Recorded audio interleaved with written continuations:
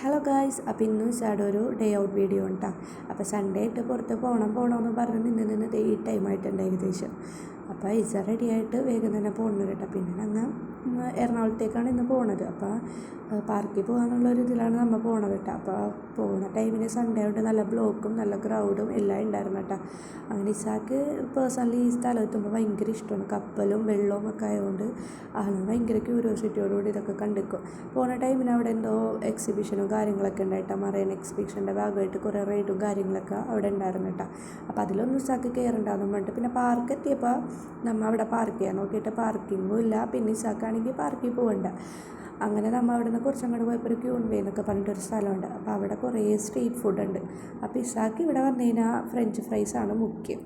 അപ്പോൾ അത് ലക്ഷ്യമിട്ട് വന്നതുകൊണ്ട് തന്നെ പാർക്കിലും പോകണ്ട എവിടെയും പോകണ്ട ഫ്രഞ്ച് ഫ്രൈസ് മാത്രം മതിയെന്നും പറഞ്ഞിട്ട് വന്നിക്കണേ. നല്ല തിരക്കുണ്ട് കേട്ടോ. സൺഡേ ആയതുകൊണ്ട് നല്ല ക്രൗഡുണ്ട്.